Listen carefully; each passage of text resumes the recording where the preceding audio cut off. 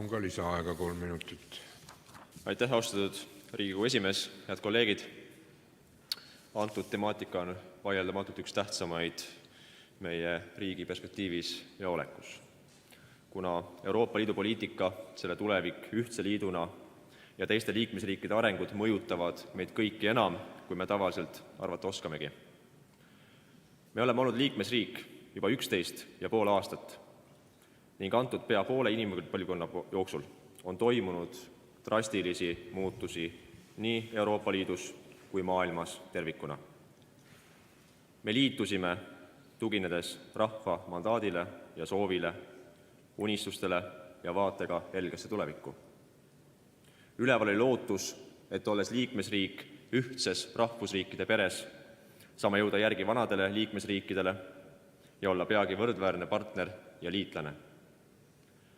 Illusioon sellest unelmast oli aastaks 2004 puhutud võimsaks ning kõik, kes julgesid olla niivõrd nahaalsed ja pöörata tähelepanu ka kitsaskohtadele ning tulevikuriskidele, tembeldati vaimseteks skeptikuteks, kes ei soovi olla ühtses Euroopa peres. Paraku oli aga neil ettevaatlikkusele suunatud inimestel suuresti õigus. Euroopa Liit, mis oma algsetes eesmärkides täitis üllast ja siiralt head eesmärki, on muutunud kui stagneerunud ja bürokraatiast elatuvaks vanuriks, kes püüab koos hoida ühtsele kontrollile allutatuna 28 erinäolist riiki, kel kõigil on õigustatult omad eesmärgid kaitsmaks oma riiki ja rahvast. Tänaseks päevaks on esile kerkinud Euroopa Liidu jaoks eksistentsiaalsed küsimused, mis määravad ka selle liidu tuleviku. Ka suurimad optimistid on pidanud tunnistama, et euroala kriis on määranud ühtse rahaliidu hukule ja 86 miljardit eurot maksma minev 3-aastane abiperiood Kreekale on vaid agoonia pikendamine ja lõputu õuduse kestmine. Maisi ei saa külvata Rovaniemist Lissabonini. Ühtsete fiskaalpoliitika reeglite rakendamine niivõrd erinäolistele ja juba ajalooliselt ning kultuuriliselt erinevatele riikidele saab lõppeda vaid krahiga. Küsimus on vaid ajas ning hinnas, mida me sellest maksame. Eesti on garanteerinud Euroopa stabiilsusmehhanismis osalust 1,3 miljardi euroga, mille rakendamine lükkaks ka meid vältimatusse võlaringi, mida me siiani oleme suutnud edukalt vältida. Antud garantii oli ka ajendiks 2012. aastal Riigikohtu suunisele, mis andis karmi hinnangu antud garantiile.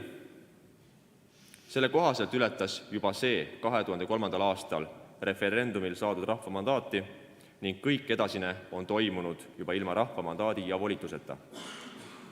Euroopa Liidu asjade komisjoni esimees on ka rõhutanud oma sõnavõttudes ja kõnes, et toetame suuremate volituste andmist rahvusparlamentidele. Mind aga hämmastab see, et kes võttis meil siis volitusi vähemaks? Millal, kellele ning miks andis meie rahvusparlament oma volitusi ära? Sellest õigas peitubki karm reaalsus, et de facto me ei räägi Eesti Vabariigist kui sõltumatust ja suveräänsest rahvusriigist, mida me põhiseadusele tuginedes peame kaitsma.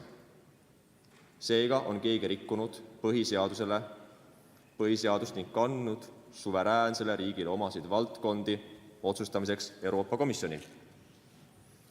Põhiseaduse rikkumine on aga võrdeline riigi reetmisega ja kuulub vastutusele võtmisele. Kuidas muidu me peaksime lahti mõtestama fakti, et Euroopa Komisjon saab ja ka kasutab õigust rakendada sunniviilsi kvoote, nende täitmata jätmist, aga karistab. Immigratsioonipoliitika, rääkimata rahandusest ja julgeolekust, ei ole enam Eesti Vabariigi kontrollitav ning juhitav. Kvalifitseeritud häälte enamusega pandi immigrantide vastuvõtu kohustus ka Ungarile, Slovakkiale, Tšehhile ja Rumeeniale, mis rikub kõige otsesemalt suveräänset otsustusõigust. Õnneks on aga mitmetel riikidel julgust ja selgroogu minna seda vaidlustama kohtusse kaitsmaks oma iseseisvust. Konservatiivne Rahvaerakond tunnustab sellist käitumist ja võtab seda kui tõelist eeskuju ka Eestile. Julgeolekuohuks on kujunemas ka palju kiidetud Schengeni viisaruum, kus kontrollimatult võib ükskõik kes või kust siseneda Eesti Vabariiki ning seda ajal, kui äsja mõrvati Pariisis sellise vasakäärmusliku poliitika tulemusena vähemalt 132 isikut ja on vaid aja küsimus, kes on järgmine. Euroopal puudub ülevaade, kui palju on illegaalseid immigrante tegelikult Euroopasse saabunud. Kui see arv kõigub 800 000 kuni 1,5 miljonini, ei ole kahtluski, et nende hulgas on vaid väikene vähemus sõjapõgenikke ning enamuse moodustavad majandusimmigrandid ja islami äärmuslased.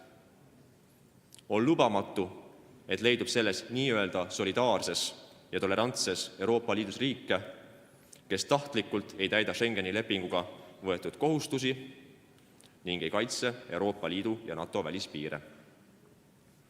See ei ole solidaarne oma Euroopa partnerite osas ning seda peab ka Euroopa Liit karmilt hukka mõistma. See on suurim julgeolekuoht, mitte oma piire ja rahvast kaitsev Ungari, keda hurjutavad reaalsustaju kaotanud Euroopa liidrid.